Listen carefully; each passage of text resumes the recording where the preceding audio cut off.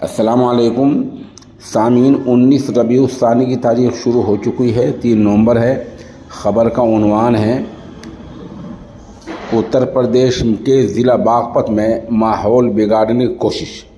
ख़बरों में बताया गया है कि उत्तर प्रदेश के ज़िला बागपत के गांव सरूरपुर कला में मस्जिद की दीवारों पर और कई जगहों पर जय श्री राम के नारे लिखे गए हैं।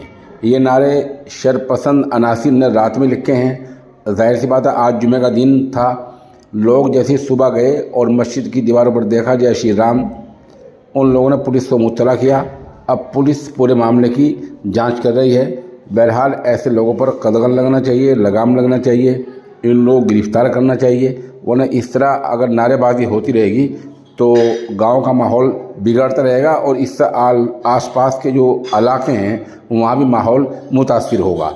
बता दें, इससे पहले यूपी के ज़िला मेरठ के मवाना कलां के पास गांव भैंसा भी ऐसे ही, बल्कि इससे भी ज़्यादा वाक़या हो चुका है कि गुंबद की बुर्जियाँ तोड़ दी गई थी।